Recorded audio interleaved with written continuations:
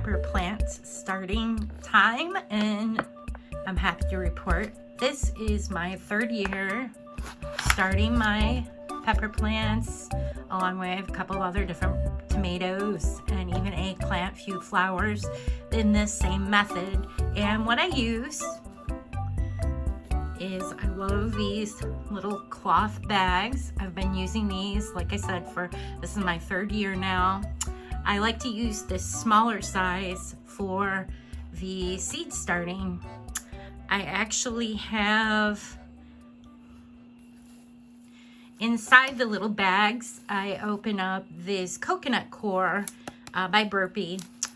I found a couple blocks at Walmart early on, like early January, and now I checked yesterday and there wasn't any locally.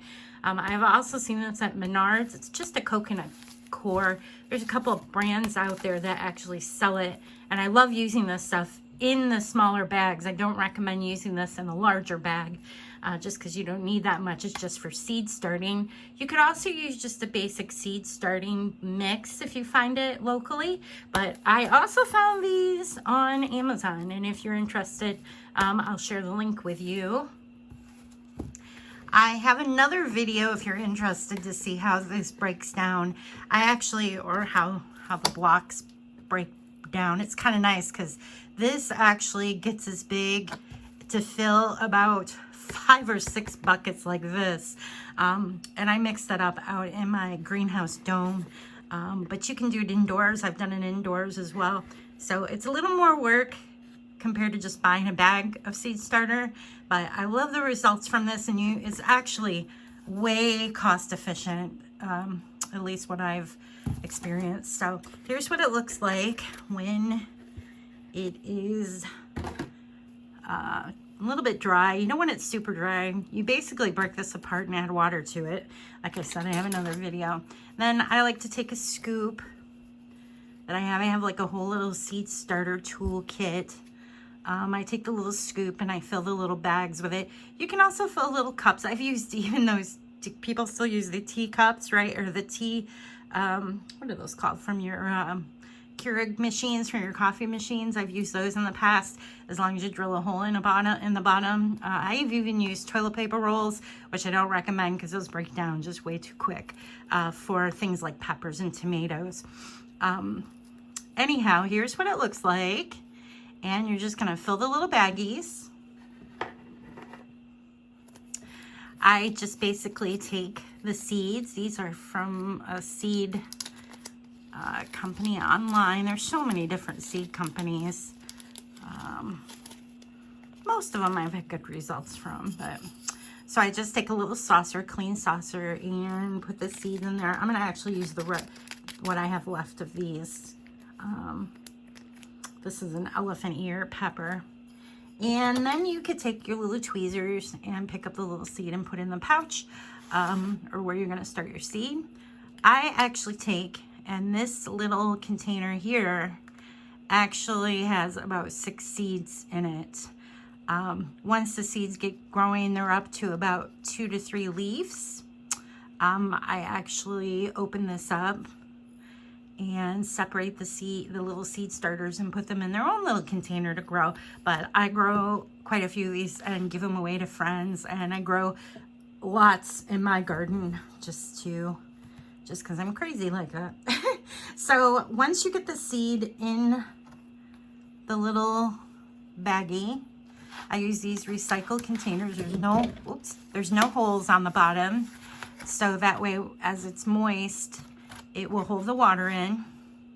You don't want it drenching, but you want to keep this moist until you start getting some little seeds up or some little plants start to come up. You also want to take and make sure you tag your seeds so you know what is in there. I'm horrible with tagging. I need to work on that. I do really good at this point, but then once I start dividing them and I have like 100 different plants, it gets a little confusing for me. So keep it simple, don't go crazy. And there it is. All right, next, So we've got all the little seeds planted in here. These are a bunch of peppers, and I have a list of the peppers I'm growing this year on my website if you're interested to see what I'm growing. And I hope you will stop back and see how these turn out, and also check out the ones I grew in the years past. Now, I like to use this press and seal wrap. It's like I'm making a little greenhouse there. We're gonna tear off enough to cover the top of this recycled lettuce container. Just enough to cover it. Hold on 1 second here. There we go. All right. What I like about this is it's so easy to peek in on the seeds and make sure it's got moisture still. And then this plastic's nice because it stays. It's just kind of like I said, it's press and seal. And there it is. You're just gonna close it up for now till those seeds start to germinate. Now, to help this out, to get it kick-started, especially peppers, I'm gonna show you a little trick. Now, I start a lot of my especially pepper seeds, peppers and tomatoes and eggplant indoors in these little containers. And I use a heating mat. So I keep the heating mat on. This is a seed heat mat.